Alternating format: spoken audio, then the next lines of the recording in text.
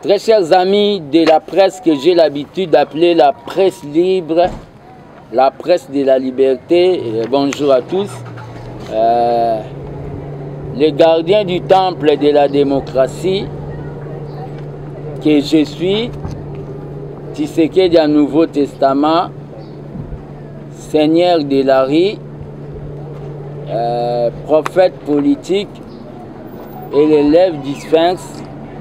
Nabengi Bino, c'est après au moins un mois et demi depuis ma dernière conférence de presse pour la Coca-Cola Balisusu. Comme j'ai souvent l'habitude de le dire, le modèle c'est le docteur Etienne Tshisekedi. Des fois, il ne parlait pas trop. Dans une année, il parlait peut-être 2 fois. Quand il y a des choses à dire, il n'était pas au babengaka un miraéco. Nabengi bino na point de presse pour na meka kolobela ba question d'actualité du moment, la situation de l'Est, la santé de mon parti politique, l'UDPS, la santé de mon parti politique, l'UDPS, et situation ya accident nangai oyo na salaki oyo dérangeaki un peu beaucoup de gens oyo balingaranga donc kopesa bango circonstance accident wana et nandenge lelo na telemi quand même malgré na chaise roulante na beki pour na Coca-Cola baliboso na bino. Je vous remercie ndenge bo répondre na invitation ya armée des bâtisseurs tshisekedistes, mouvement politico-social oyo ngana dirijaka au sein de l'UDPS Tshisekedi, un mouvement de combattants non fanatiques. D'abord merci na Seigneur, merci na Nzambe, Seigneur Jésus, Nanzamba Kimbangu, Oyo, asalaki ke accident, Oyo, nasalaki c'était le 27 mai, et à la mortalité, na remercié Seigneur Dieu, Nandenge, abatela kibo moïl, donc le corps de Tshisekedi,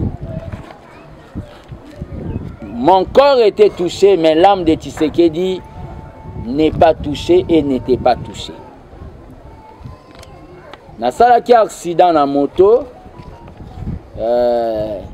Nabukanaki, comme on va vous illustrer ma photo, Nabukanaki au moins 3 places na jambe nanga ya gauche. Donc nde nazaboye le kolo ya gauche eza na bibende na kati. Naza na basalinga plâtre interne na kati. Kobukana na bukani na bandaki kozwa babengi ba soins indigènes ya bokoko. Mais mutu ya bokoko yepo na ya lobaki kake na zwi choc. Mais douleur tellement le kai makasi na yaki kozwa kokota na inquiétude, il s'est fait que l'air n'a publié na nous photo nde nazozwa ba soins ya bokoko batu ba monaki, mais à ma grande surprise monsieur Henri Magie a PPRD abenga a obukani atakutunga na zala na kasho yo tikala kobenga ngate na zoya kotala oza wapi na bisaki naza na ndako ayaki kotala nga lera ye kotala akuta nga pe na ba douleur susu kolela et Henri Magie aloba non soko continuer na ba soin ya bokoko bakoya kokata yo lokolo. Des fois attendez to soin na politique to discuter na politique na kotika ko souhaiter te na discuter peut-être na edembe to na handicapé physique. Vaut mieux à la normale. Henri Magie aye alobi nazo benga maman Olive. Koloba lobi azo benga maman Olive. Oh. Premièrement na boyaki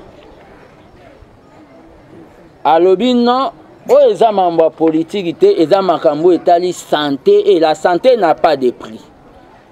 Ko benga bengi maman Olive et maman Olive alobi est-ce que kolinga koya Henri Magie alobi nazo sola na e pona convaincre ne et ma famille biologique ba levaki équivoque ba bi kende nzambe aobatela na yeko kende na ba bengi initiative centre hospitalier initiative plus ya maman Olive ko kende na kei bazui soin na ngai ba yeko constater que na bukani 3 places donc na bukani 3 places bokomona ba photo ba ko illustrer et ba interné ngai ko interné ngai ba yeko sala nga opération de 13h à 20h. Opération ba sali ngai nazalaki internet ti ba yeko autorisé nga c'était le jeudi oyo 23 nabima et tellement que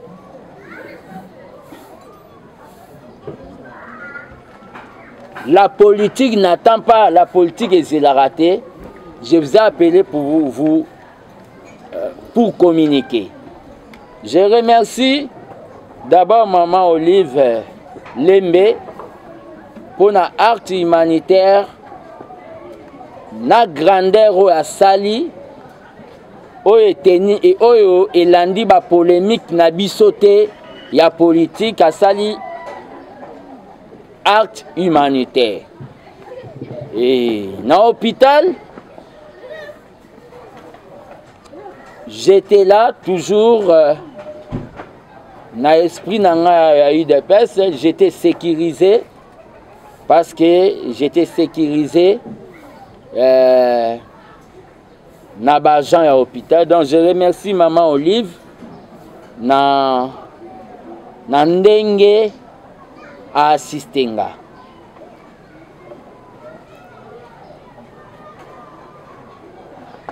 Mais vaut mieux tard que jamais, mon parti politique, l'IDPS, Batumisusu Balobaki, par rapport à ndenge nazwaka ba position nanga, asoka kokufa akufa.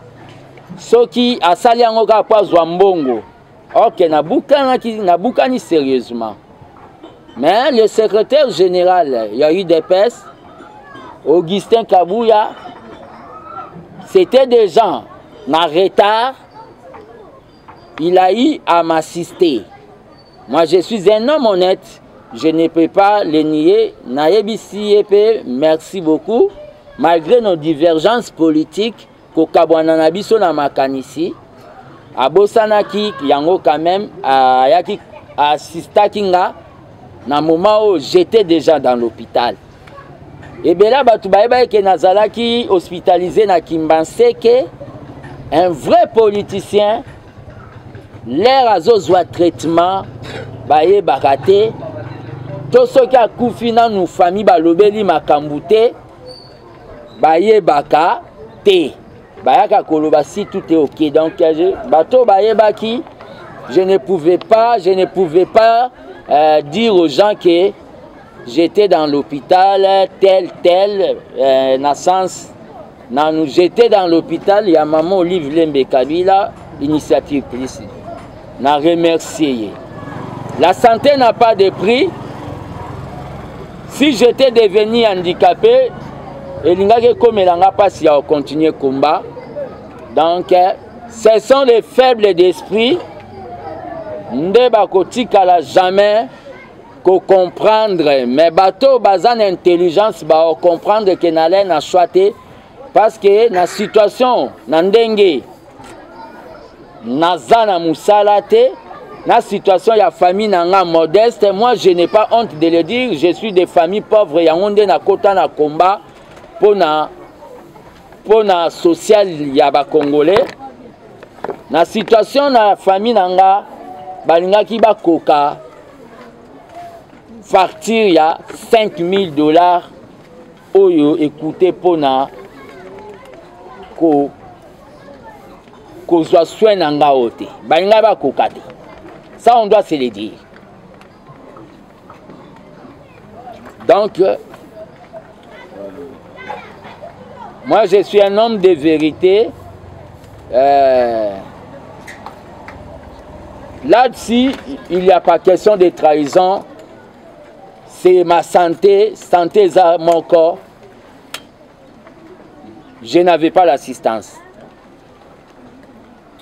Je suis allé, les gens peuvent aller dans le passé de l'armée des bâtisseurs tshisekidistes, na ba messe patriotique, na bandai kosala.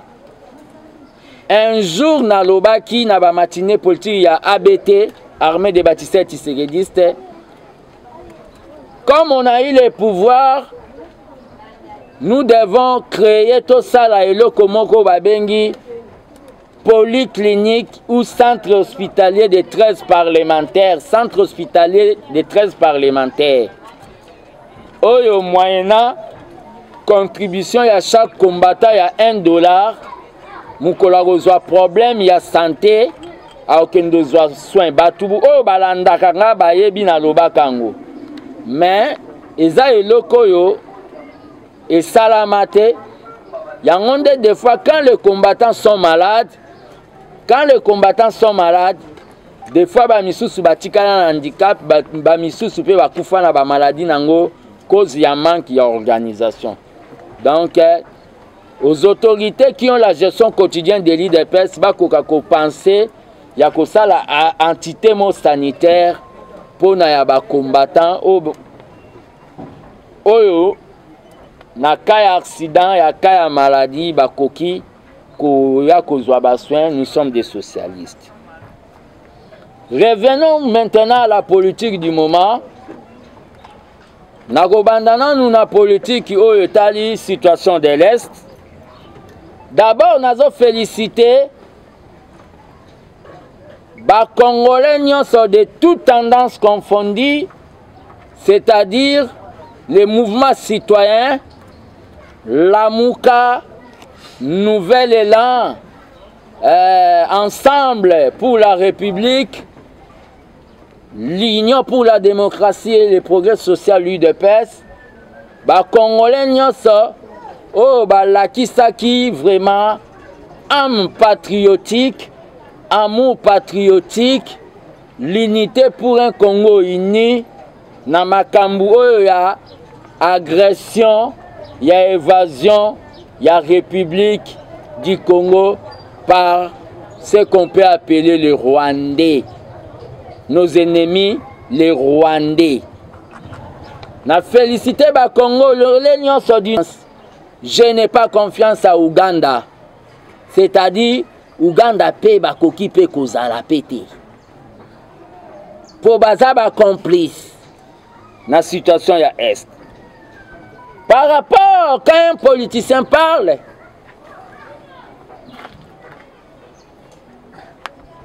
il doit donner aussi des solutions. Par rapport à la situation à Est, il y a une solution parmi les solutions au Moneza. Le gouvernement de la République démocratique du Congo doit identifier, parce que cette guerre est la guerre yaba minéré nabiso.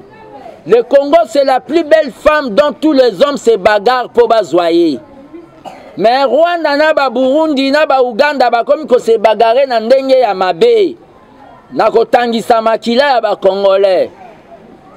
Yango ndenga gardien du temple na zolo baboye. Soki yo zalaka na likambo koloba te pona mboko eza ya yo c'est ko zantaba aux Ambois. Mais moi, tellement que je sais que le Congo de Lumumba m'appartient, le Congo de Tshisekedi m'appartient, le Congo de Musée Laurent Désiré Kabila m'appartient. J'ai un mot à dire pour Congo Zalupangu Nabiso.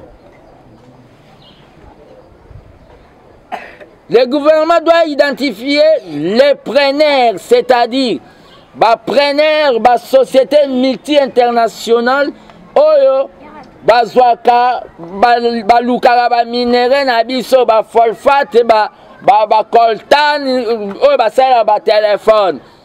Il faut identifier bango na idée et salama solo na bango. Deuxième solution, ce qui ba société wana on a bengi ba preneur ya ba minéraux na biso o bazozwango à travers les groupes armés, à travers Rwanda na ba Burundi o ba moni que bazozwango na mafia. Ce qui va société va s'entêter, le gouvernement il fait ça là, on va une campagne vis-à-vis des sociétés civiles. Il y a Occident, place la société ouanesa. Quand je dis les sociétés civiles, il faut campagne à niveau ya ba américain, na niveau États-Unis, na niveau ya France, na niveau ya ba Japon. Pour faire comprendre la société civile na bango.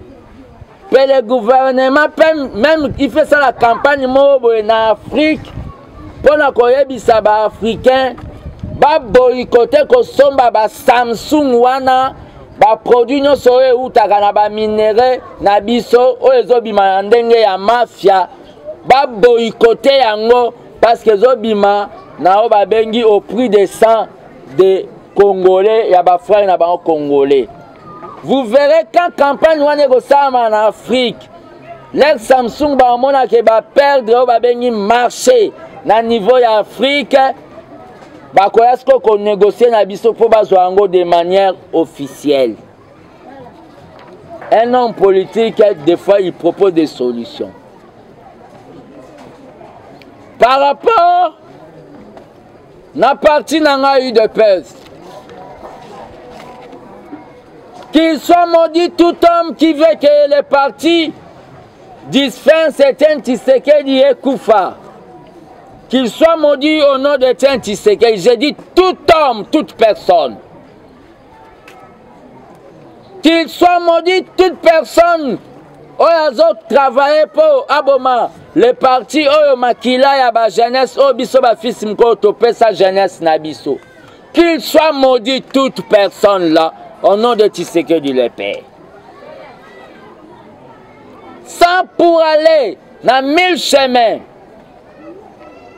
Je tiens à rappeler à l'opinion nationale et internationale que l'armée des bâtisseurs tshisekedistes condamne, ils ont condamné comportement yako taxé Moutouaza Rwandais pour Azan Elongi. Ngamoko Nazan exemple, grand frère Nangamoko Azan États-Unis. Il a été tabassé sérieusement, comme on est Aza pasteur Richard Mbaya. Il a été tabassé sérieusement pour na elongine à la Guinée, Yaba Rwanda, mais c'est un moulouba, un moukwa kalonji. Nations Unies et voyagista et Kenda Canada. Il y a d'autres personnes que tu peux tuer, mais c'est ton frère congolais. Tolinga to perdre raison vis-à-vis de Rwanda parce que Rwanda est une république mo elinga ko se victimiser ba sali biso mabe ba sala biso génocide. Tolinga ko perdre raison te na barson que landa Rwanda bomaye opération Toyebi Rwanda contre Banyamulenge. Non. Deuxième eloko nazolo battant que gardien du temple. Mon parti l'IDP, c'est un parti non violent.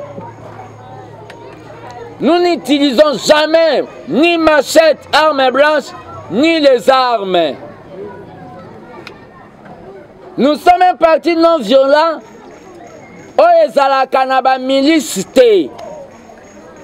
L'IDPS n'a pas de milice.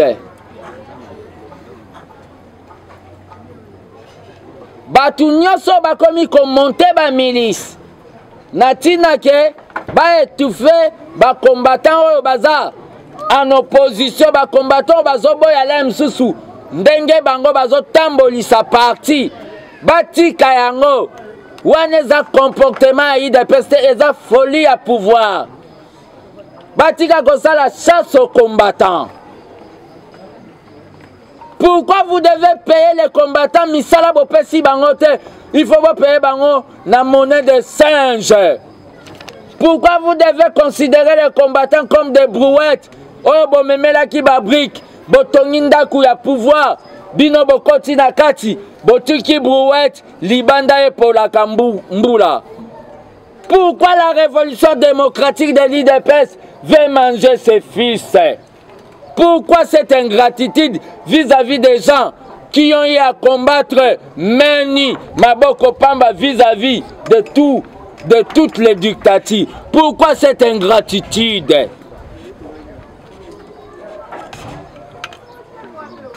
Tant que gardien du temple, combattant jusqu'à la mort, je dis ceci. Monsieur le VP Marcelo, la décision aujourd'hui, Yakobanda, Okoki Koboya, Pora Bateni, Okoki Kopekisa, chassi entre guillemets na ba Rwandais, mais Okoki Kopekisa Batu liberté, Yakotelema misatu mine 5 te, po ba discuter makambo mboka na bango. Kinshasa eza na babengi état d'urgence te. C'est eza pe na babengi bouclage te. Cette décision, c'est une décision antidémocratique. Je demande à tous les combattants partout où vous êtes de boycotter cette décision. Cette décision, eza décision en marche en arrière. Même Kabila n'a jamais pris cette décision. C'est une décision qui démontre aujourd'hui, noir sur blanc, que M. Asselo, qui est un lieutenant, Yaoba Bengi M. Kabunda, avec comme mission Yakobomaï de PES, qu'on fragilise. À maintes reprises, l'IDPS était fragilisé. C'est le Parlement debout qui a eu à sauver l'IDPS. Au secrétaire général de l'IDPS, Augustin Kabouya, vous vous dites au Lobakakosa parlementaire debout, le secrétaire général parlementaire debout, pourquoi garder silence à une décision antidémocratique? Je vous interpelle. Augustin Kabouya, pourquoi garder silence à une décision antidémocratique?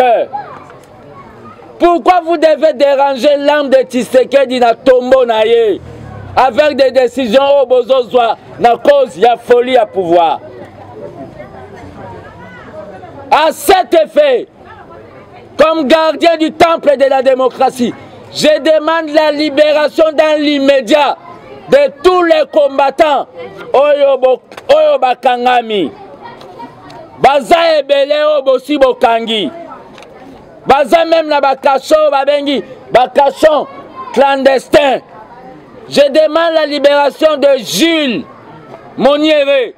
Je demande la libération de Massiri, président du Parlement debout, échangeur. Je demande la libération de Pati Toumba dans l'immédiat. Et message oyo Nabino ba président Parlement debout Onyoso Bakangi place Boza. Si vous n'êtes pas libéré, bon déclencher Bobengi grève de faim na bakaso boli à l'autre côté. Beaucoup fasikoyo totala makila na minosore zanami to banane. Déclencher grève de faim, refuser les choses à manger. C'est ça les méthodes démocratiques. Il y a lutte contre la dictature.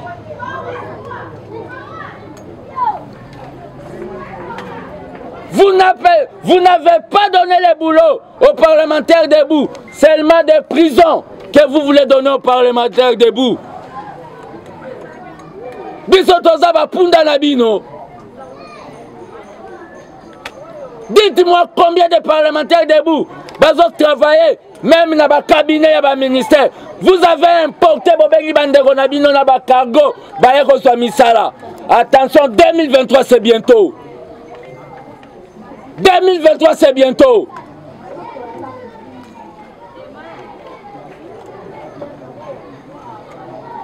« 2023 c'est bientôt.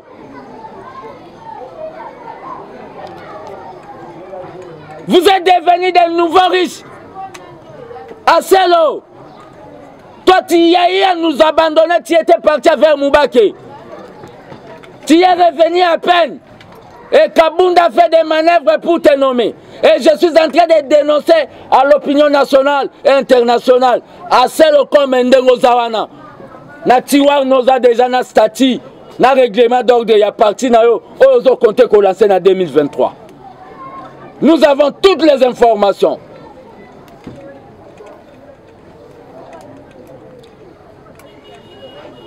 Vous envoyez des soldats, arrêtez les gens. Osez envoyer un soldat, m'arrêter. Bon, mais Bemba Pamba. Moi, je suis un Ambantala Koufa, un homme qui est prêt pour les sacrifices.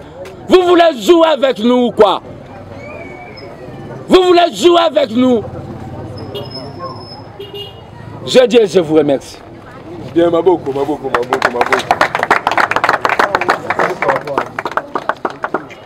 Question. Journaliste, question.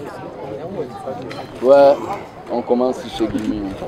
Merci, fils Moko. En fait, j'ai deux petites questions. Maintenant, à Est, le président de la République est en train de faire une politique d'isolement du Rwanda. C'est-à-dire, comme le Rwanda, il y a hôtel, compositeur, commanditaire, il y a situation à Est. Le président de la République a accepté force sous-régionale Rwanda. Na idée, l'air bango bakozala en action, Rwanda sali ba manœuvre na bango wana. Et kokoma likambu na biso moko te l'air baboma Kenya moko, babomi Tanzanie moko, babomi Babunde et comme appelle likambu ya ba pays ya sous-région wana. Mais et kozala na cadre ya ko isoler Rwanda. Optique wana là je suis d'accord mais Rwanda zalate. Vous comprenez? Et zalate o babengi force sous-régionale mo chauve-souris, c'est-à-dire na butu boye na moyibo. Non. Vous comprenez? Rwanda zalate. Même aussi Ouganda. Deuxième eloko au lobby assistance nanga et pas maman Olive dette morale. Personnellement na otoye bisayo aux journalistes autobanda na o depuis Tshisekedi le père. Est-ce que fils Moukoko je ne suis pas manipulable. Batumsu bako kanisa que peut-être assistance à maman Olive et cause à la point ya kokota nangai na PPRD bazo rêver. Le jour que je verrai que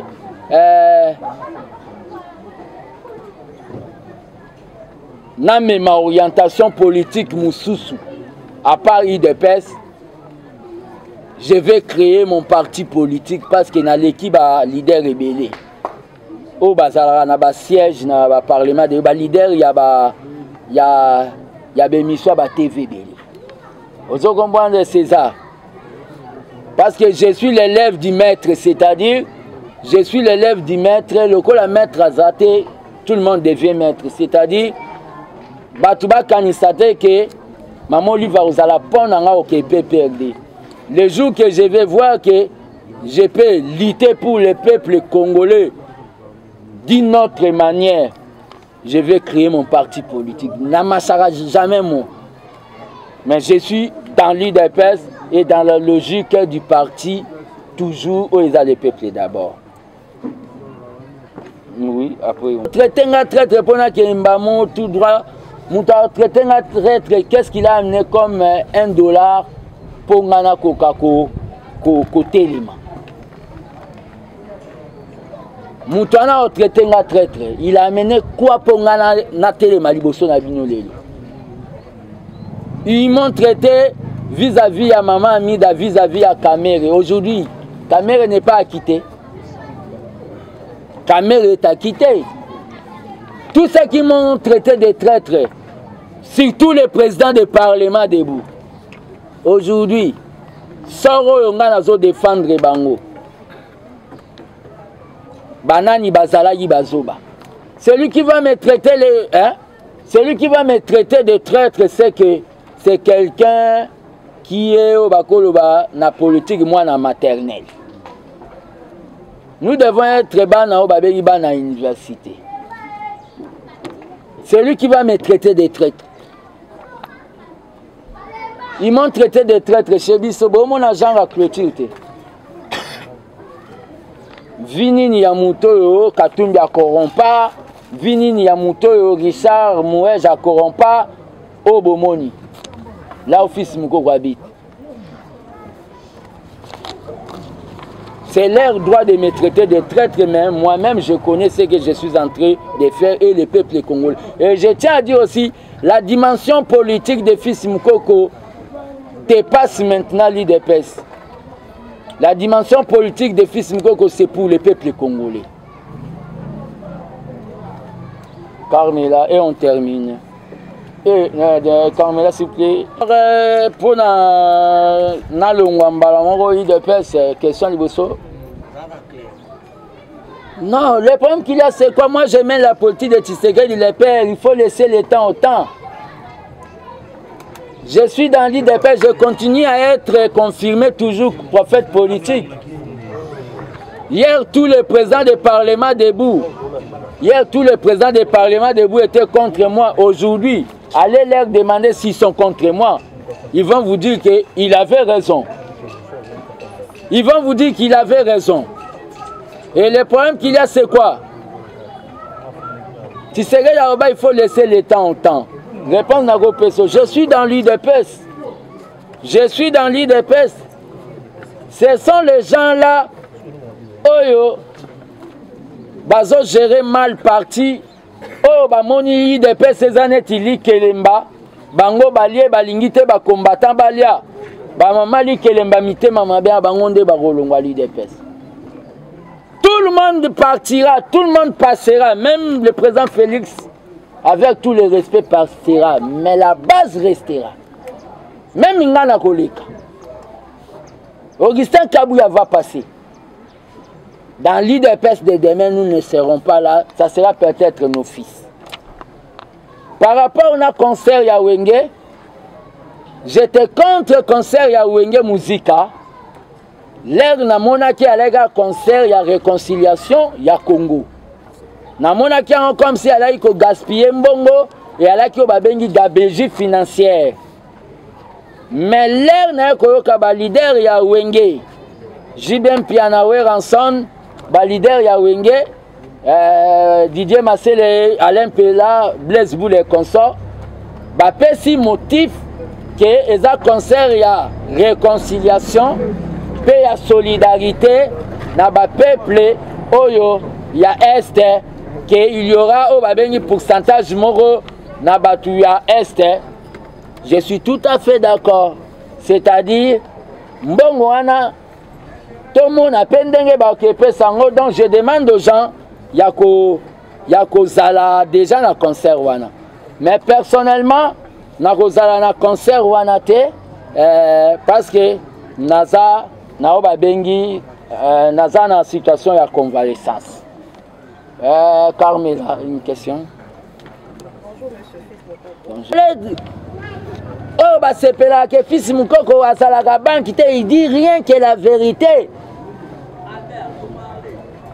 Azalala kaka pona parti na ye kaka te mutadialelo, il dit rien que la vérité. Est-ce que ba Congolais wana? Non, non, non, non, non. On a aussi beaucoup de zéros. Hein? On a aussi beaucoup de zéros. Moment je dois vivre la victoire du peuple congolais. On dit des fois, être héros c'est bon, mais des fois aussi, il ne faut pas aussi aimer les héros, car les héros ne vivent pas pendant la victoire. Vous comprenez? Donc, c'est ce que je tiens à vous remercier J'ai dit que malgré je suis en convalescence Nazana C, l'armée des bâtisseurs tshisekédistes, porte naeza ouvert pour na ba Congolais nyonso baza en espace national PO baza Libanda, o bako représenter biso na Libanda. Bureau ezali et banda travail na banda ko assister ba secrétaire généraux bazali madame Verona, madame Bibiane bazali ba koye bandeni ba bando conduit ba matinée politique na biso ya ABT.